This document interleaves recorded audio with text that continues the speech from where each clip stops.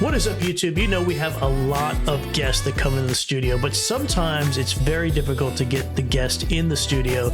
So we had to take this interview out onto the calle, the street, because Rogelio Ramirez is the hardest working chef I've ever seen.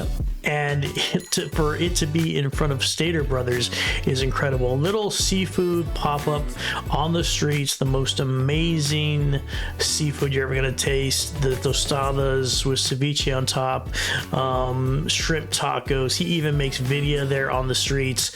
Wait till you see it. Take a listen. Pasadita.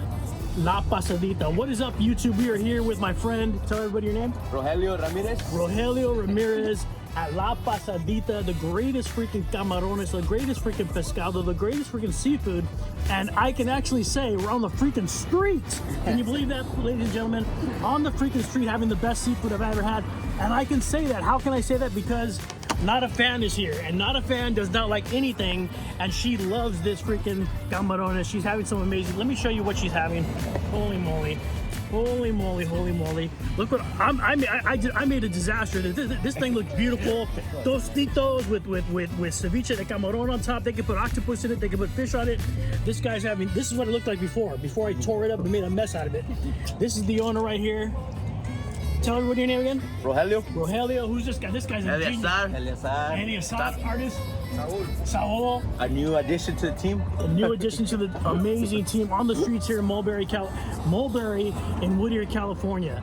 There is no better seafood. You can go to a freaking restaurant down the street. It's not gonna get better than this. Rogelio, I was just asking you, how the heck did you figure this out? How do you learn this stuff? And you were telling me you learned this when you were a little kid.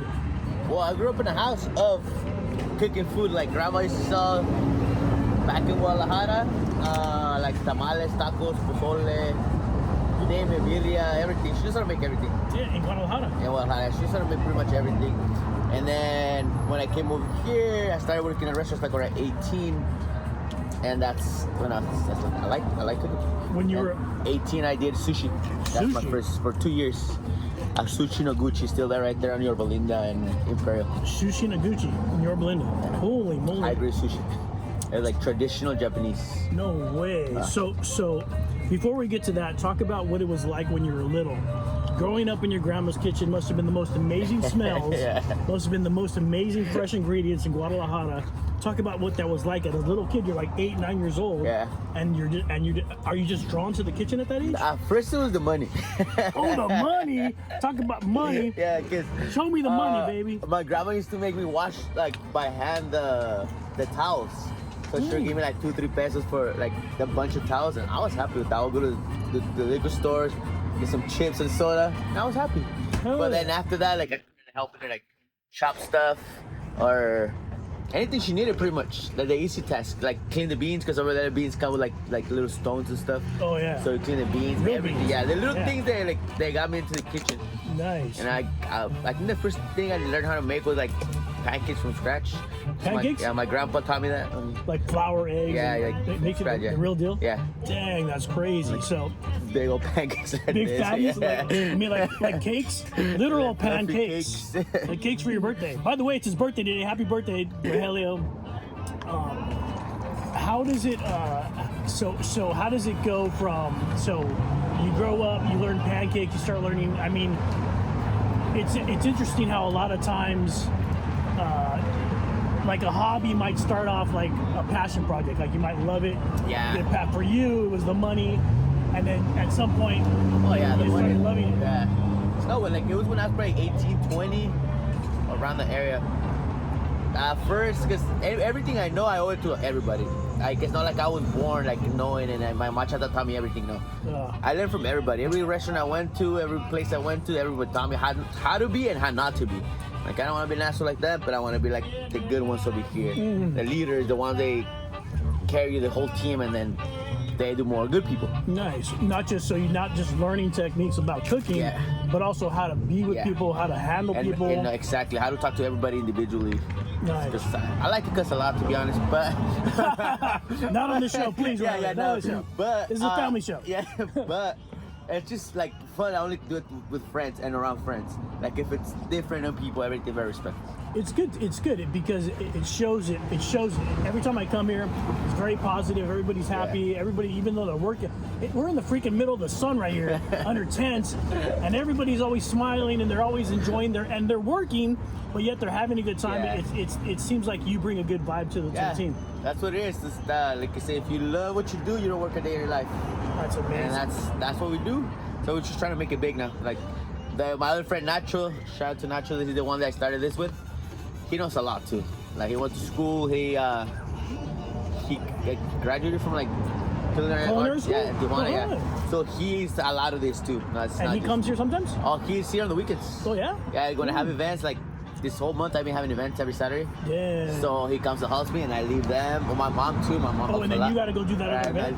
Oh, that's Parties, crazy. so pop-ups or anything we gotta do, Wow. we do it. So you do pop-ups, you do we'll put his Instagram in the description. Yeah. Talk about when you got into sushi, bro. Like that's crazy. That's a whole That nother was art form. weird.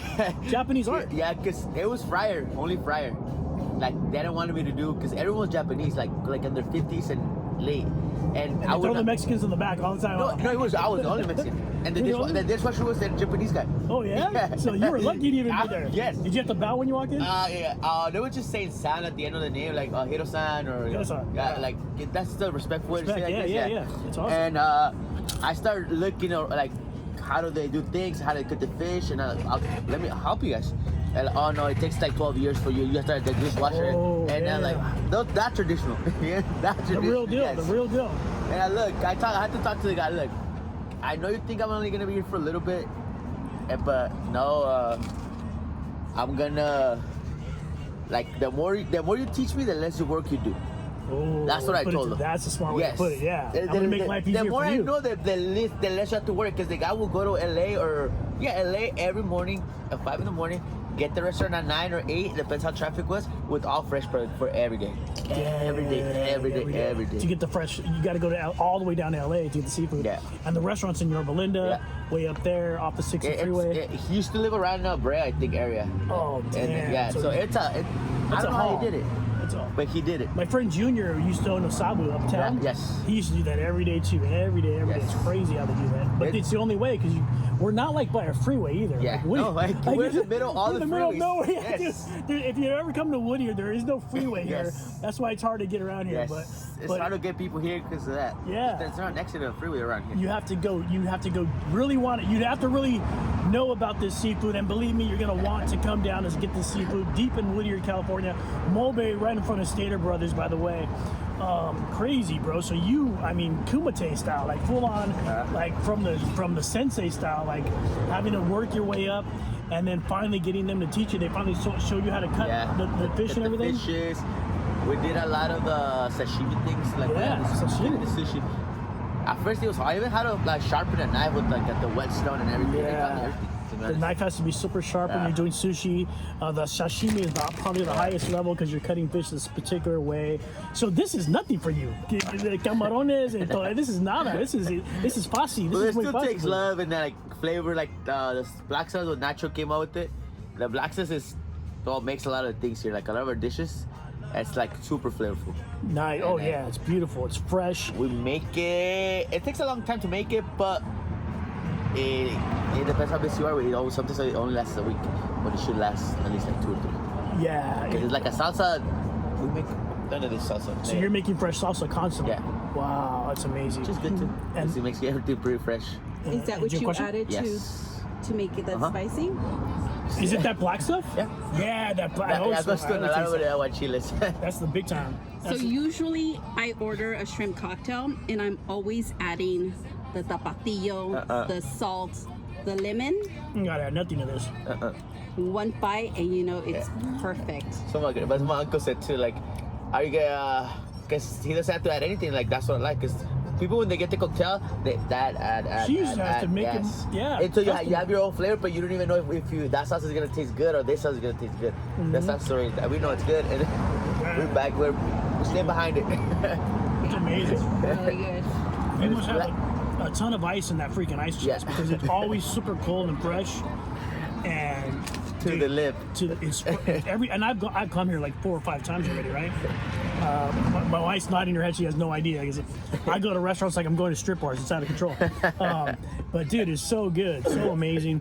You guys, make sure you come out here. Mulberry, right here on the corner of Mulberry and Mills in Whittier, California. The best seafood in the area. Make sure you do it. Anything else you want to tell the audience, my friend? Well, we're here every day. Every day, during the day mostly, right? Yes, only like around 10:30, 11 till like 5. 10:30 to 5. If you come by after 5, you missed it. You missed the boat. Get here before 5 o'clock. Mulberry and Mills late.